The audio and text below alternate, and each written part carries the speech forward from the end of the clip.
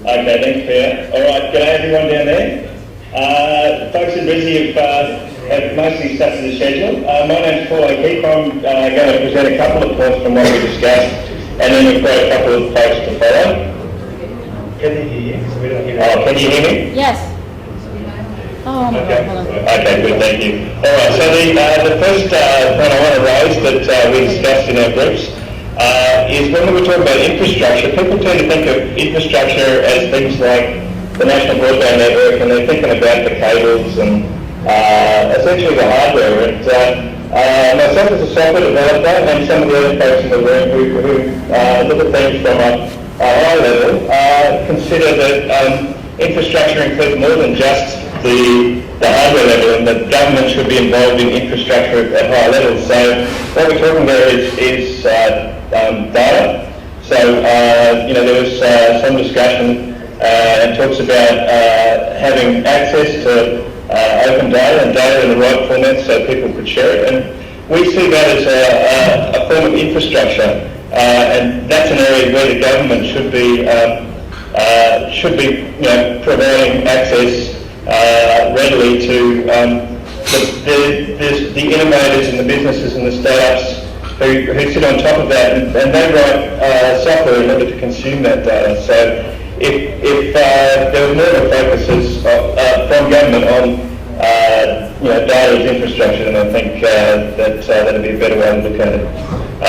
Okay, the other point that I want to make is about whereabouts government should innovate and where they should instead stop innovation, draw a line and foster innovation in the marketplace. So the example that we talked about was e-tax, and while some people were sort of down that because maybe it's not so open, doesn't support all of the computing platforms out there, one of the good points was that in fact e-tax is an example of the government innovating. It's been pretty successful, and it's been used by a wide variety of people to submit their tax online. So the thought there was that perhaps that wasn't an area that government should have extended their innovation to.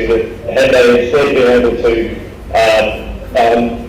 provide the necessary data, the necessary APIs to access that data, get to that data in open formats, then we would now not just have an e-tax that can run on a Windows PC, but we'd have a web tax, and we'd have a mobile e-tax and a whole variety of other products. So that's basically what I want to say. I'm going to hand you over to Sean Matthews to talk about the next point.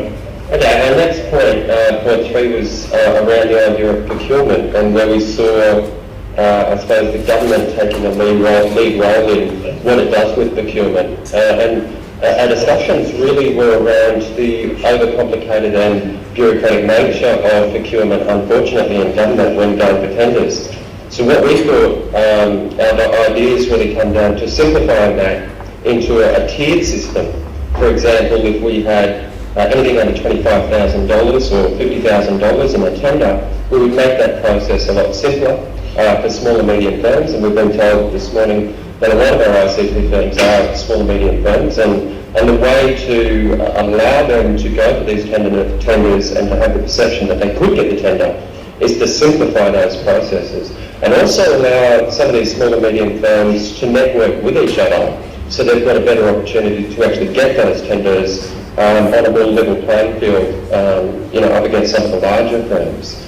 So there could be potentially a scaling system where we have 25,000, 50,000, and anything over 100,000 would certainly be a more complicated process, but anything under, let's say, $50,000 would be a much simpler process.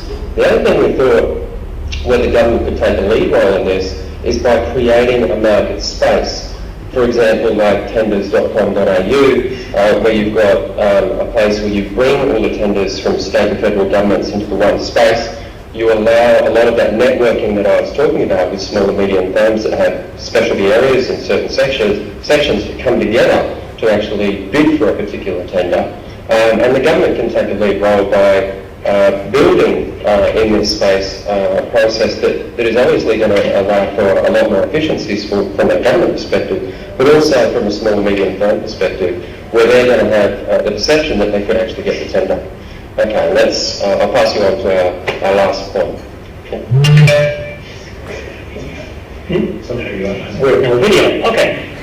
My name is Ernie Lens, and I'll present to you the last point that we discussed.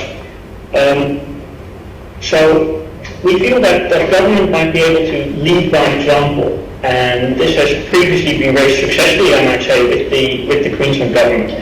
Rather than, in particular, fostering government procurement of services, particularly from SMEs, which has also been discussed by other people here. Promotion can be in the form of validation of a particular product or service rather than a particular business. And it would be, for instance, government mentioning that there has been a successful deployment of Drupal, Joomla, Moodle, or another open source tool, or whatever technology it might be. It might not even be open source.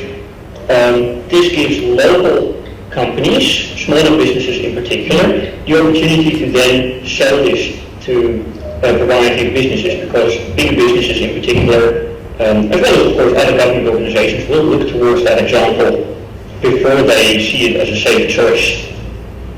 Thank you. Okay, I think that's all from Brisbane, so if you want to head over to Melbourne now, that'd be great. Thank you. Okay. Okay, well, thank you very much to our Brisbane node.